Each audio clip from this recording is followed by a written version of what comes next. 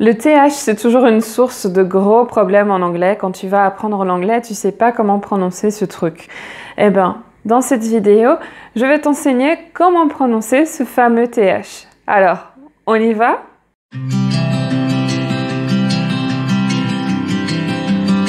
Alors, salut et bienvenue sur ma chaîne Astuces d'anglais avec Lucie. Donc, moi, c'est Lucie et justement, je vais te donner quelques astuces d'anglais ici sur cette chaîne. Alors, justement, je t'ai déjà enseigné, donc dans une autre vidéo, comment prononcer le TH voiceless.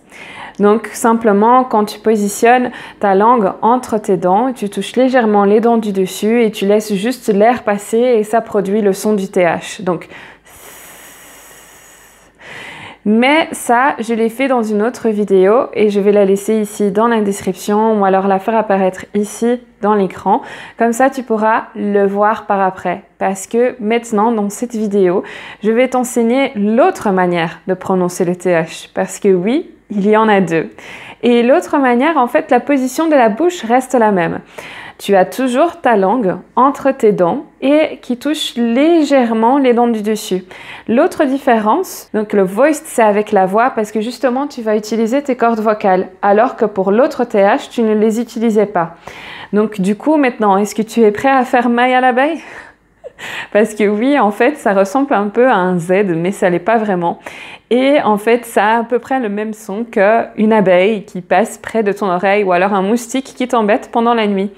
Donc, la langue entre les dents qui touche légèrement les dents du dessus et là, tu utilises tes cordes vocales et donc du coup, ça fait zzz, zzz. Tu vois? Donc, on voit bien ma langue ici. Zzz, zzz. Et là, tu as donc le TH voiced et donc c'est de cette manière que tu le prononces, donc avec la voix et donc tu peux aussi mettre ta main sur ta gorge pour voir, pour sentir la vibration et donc du coup qu'il y a quelque chose du travail qui est fait par les cordes vocales. Alors, maintenant que tu sais comment produire ce son, on va essayer de prononcer quelques mots et ensuite quelques phrases. Alors, c'est parti. Alors, on va commencer avec des petits mots. Un qui est super fréquent, évidemment, qui est l'équivalent de le, la, en français, the. The. The. Tu as aussi that. That. Those. Those. Alors, il y a aussi quelques membres de la famille qui ont ce TH, comme par exemple mother. Mother. Donc, la mère. Ensuite, le père, father. Father. Et tu as aussi le frère, brother. Brother. Alors, tu vois, parfois, tu peux le confondre un peu avec le D aussi. C'est très possible aussi que tu le confonds avec le D, mais c'est pas vraiment le D. Ça ressemble, mais c'est pas vraiment. Donc, brother. Brother. Donc, tu vois, il y a toujours ma langue qui apparaît ici entre les dents. Alors maintenant, on va essayer de pratiquer avec quelques phrases. On y va? Alors, par exemple, on va prendre la phrase « Regarde par là-bas les nuages ». Ou alors, regarde les nuages là-bas. Donc, « Look at those clouds over there ». Look at those clouds over there. Look at those clouds over there. Si tu as un peu de mal à prononcer, donc tu peux toujours revenir en arrière sur cette vidéo et la réécouter autant que tu veux. Mais tu peux aussi aller voir sur mon Instagram. Je vais poster donc des images avec tous les mots qu'on aura prononcés ici et les phrases aussi, et avec le son, donc la bande sonore. Comme ça, tu peux aussi pratiquer autant que tu veux. Donc, tu peux aller là checker mon Instagram aussi. Et n'oublie pas de t'abonner ici sur cette chaîne.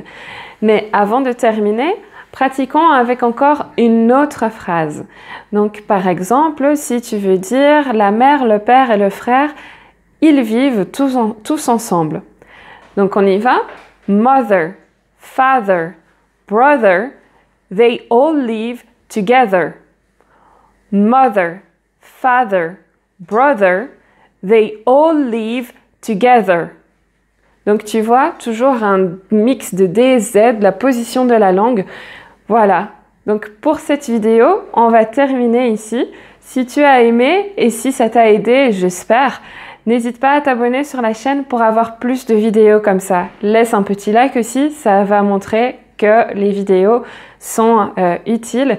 Et aussi, si tu as d'autres problèmes en anglais, n'hésite pas à écrire ou bien ici, dans les commentaires, ou bien sur mon compte Instagram. Comme ça, je pourrai aussi faire une autre vidéo pour répondre à ta question. Et j'espère te voir dans ma prochaine vidéo. Au revoir!